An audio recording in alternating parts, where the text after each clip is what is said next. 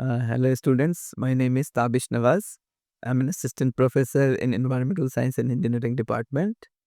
I work on wastewater treatment and resource recovery. Uh, I'm working on projects like emerging contaminants remediation, like perfluoroalkyl substances. Also working on developing low-cost air filters from food waste, and working on certain resource recovery projects from seawater and seawater reverse osmosis concentrate. I teach environmental chemistry, numerical methods for environmental engineers, and optimization and simulation techniques for environmental engineers. Some of these courses. Uh, I like teaching mostly if you ask me, my favorite subject, which I like most in teaching, is environmental chemistry, which I enjoy a lot.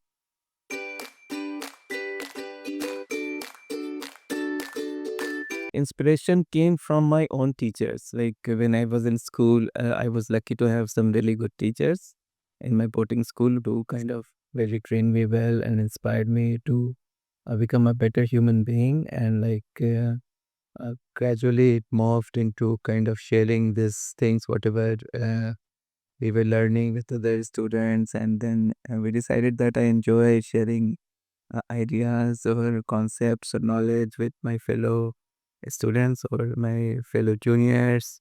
So that was the first inspiration, I would say. And then when I planned to take my PhD, I first went for an internship under the same professor, Sengupta, and I liked his approach of solving environmental engineering problems, and I was kind of motivated to pursue the same research.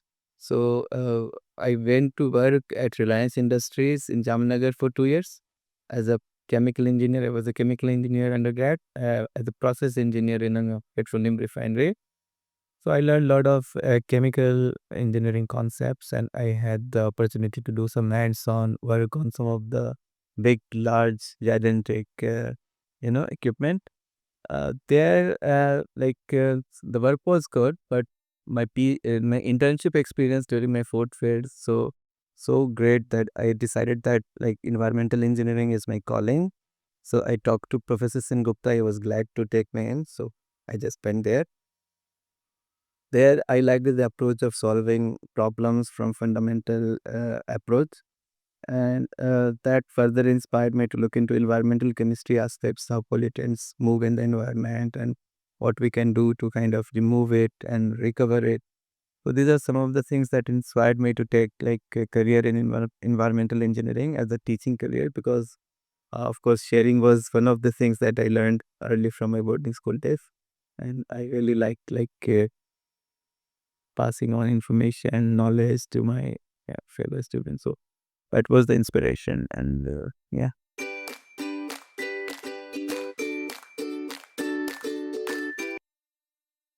If today, if you ask me, I would take, you know, I like writing, and I publish like fiction, poetry, non-fiction book reviews, um, occasionally in literary magazines or like anthologies. So I have published two books also in poetry and fiction. So I have taken up my career as a writer. Uh, I believe it would have been a little difficult financially being a writer, right? So I might have done something else to support myself. Maybe some teaching only, some teaching, but not at this scale. Maybe at small scale to support myself, and then further continue with my writing activities, something like that.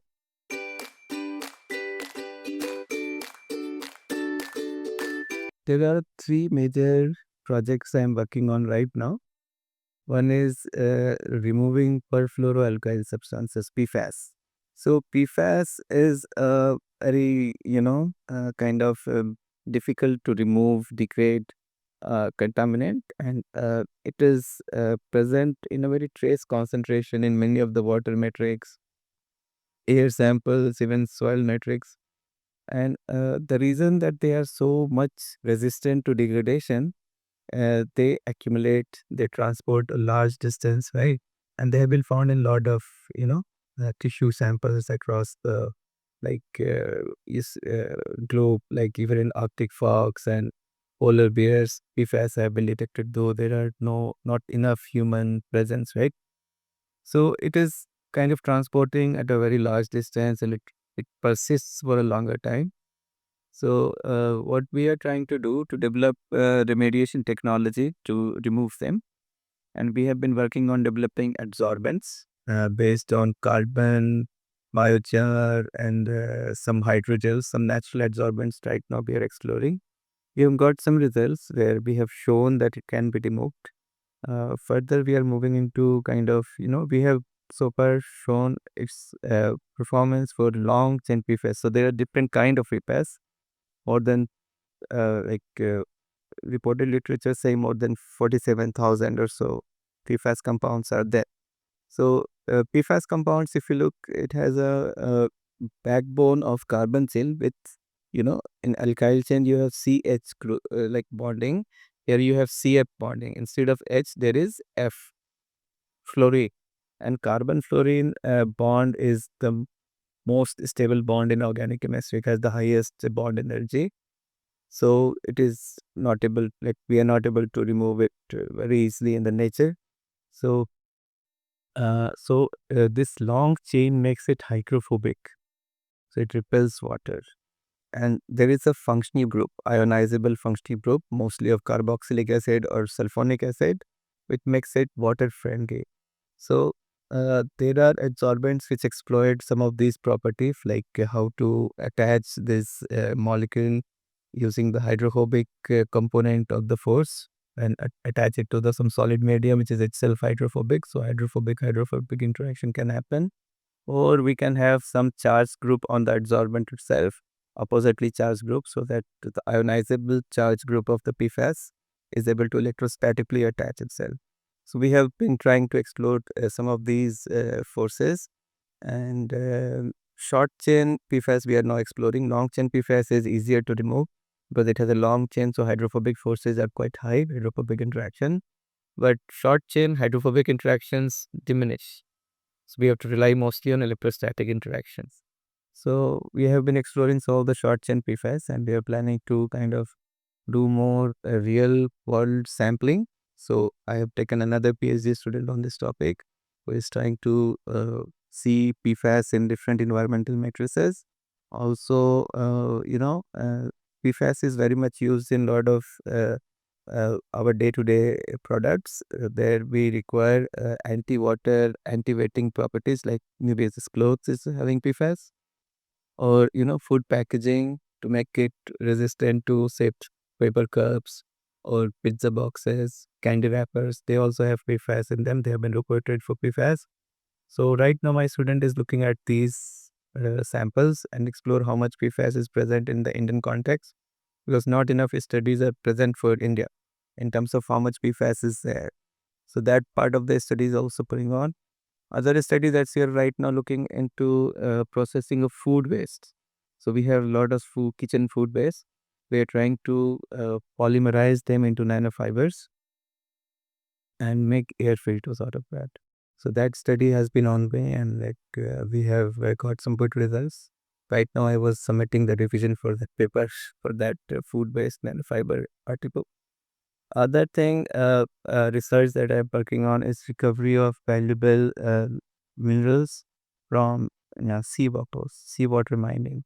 So we are currently working on lithium recovery, rubidium recovery, boron recovery. These are some of the things I'm working on.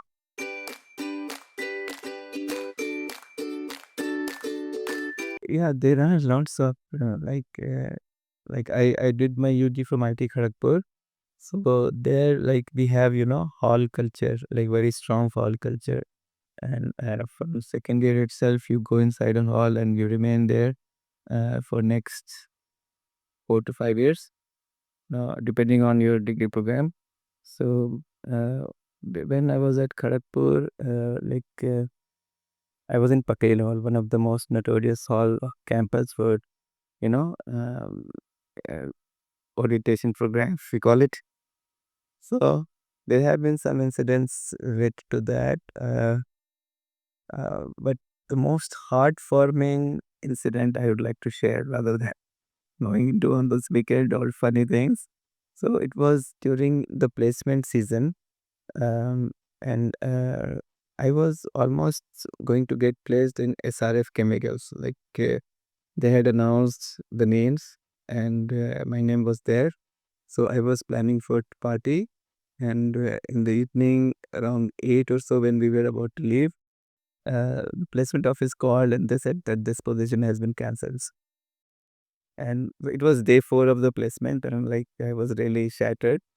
But my friends and dad said, Let's party for this sake." So we did go out, but I was not there. So I came out early. And when I came out early, so they all noticed, and I was like kind of heartbroken. So they said that okay. So they went to talk to the SRF representative. So they were in Kolkata. They went there all the way, and and they said that how this can happen. And so I was kind of they said that okay, we'll consider, but eventually they did not respond. But it was kind of very much supportive of them. But after that, Reliance came on day 7, I suppose. So by then, most of my friends were placed, and I was, when placement is not happening, you are kind of waking up late and things like that. So I woke up around noon, and I went to there used to be a place in Kharagpur called Bhaski. Here you can go and you know tea or cigarette, things like that. People used to go for Maggie. And so I was kind of, so I thought, okay, I'll go there. I could not find anyone in the wing. So I went there. So I saw everyone was there. So, and all of them were placed. So I thought that I should not go there because I was feeling like little low. And I thought that they have ignored me because I have not been placed. So I went the other way. And somehow some of them noticed that I'm going the other side of the place. So they came to me, and then some of them were from different halls also, and they were very close friends. So they did not let me stay like even for a minute alone. So they took me to their room, and entire time they were helping me. अच्छा ये prepare कर, ये question this, and then next day Reliance came. So they were like, when you go for a written exam or something, your parents are like with you.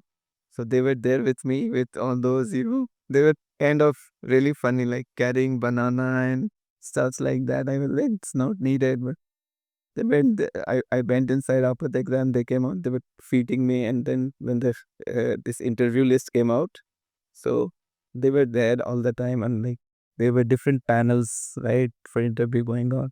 So different panels, they were just kind of eavesdropping and what question has been asked. So they were coming and telling me this ye pata hai, you know this. So they were getting the because that time you did not have your smartphones or something. We could not do Google search. So you ask other candidate, iska answer bata hai. You know this answer. So that way, they helped me prepare. And finally, that night I was placed. So I was really kind of feeling relieved, and more so like I felt like, okay, I'm really feeling supported, and like it was really, and I was really crestfallen, kind of sad, but uh, it turned out well, and my friends supported me well. So it was very heartwarming memory for me.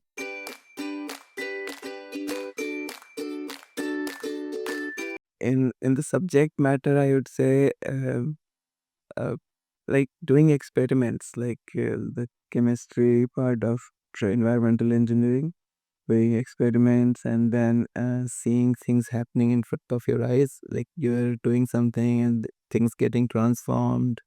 So I like that most, and coming up with explanation for what is going on, writing, about it, and kind of discussing with my advisors. So I used to feel Sherlock Holmes or something like that. Like, okay, there is certain evidence, there are certain theories, and then you need to connect to explain. And I used to feel good about that. And sometimes, there used to be,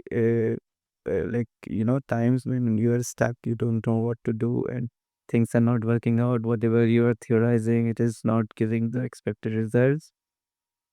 Then it used to be like most involved time of the researcher or PhD student. Like we used to sit and read more and more and try to see what others have done from that perspective. And some ideas used to strike. And the good thing about ideas coming to you, and since you have infrastructure, you can test it. And while you are testing it, there is that, that eagerness, like how it can turn out. So those during those times, like I felt like I was fully involved, no, not any awareness of time, working on all like fully engrossed in whatever you're doing. So that used to be like it's a sort of happiest time because you're not anywhere, you're just in your work and you're not feeling anything, right? And you're kind of having some kind of curiosity which you are trying to satisfy. So that part I would say no suggest.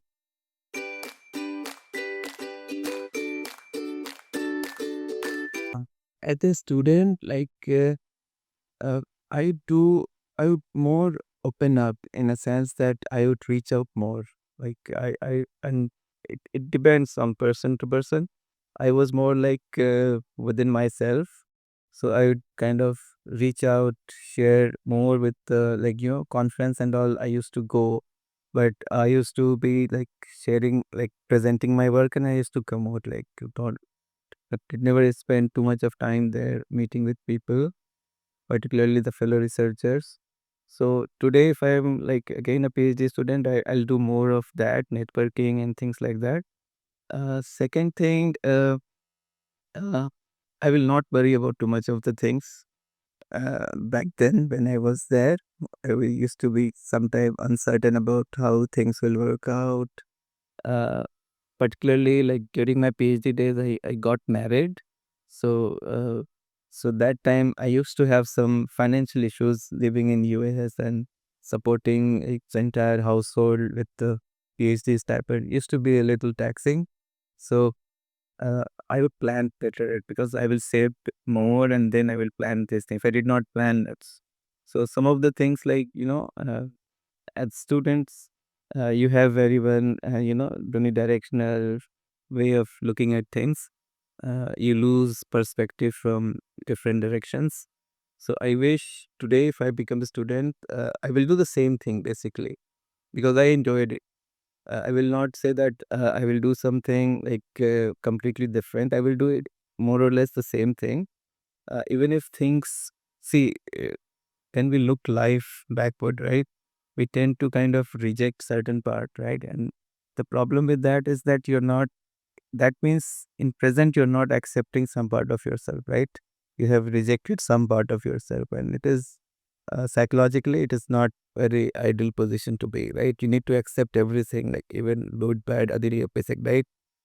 So I would accept everything, but I will kind of see how some things can be kind of, made more in a planned manner rather than just going directly into the situation.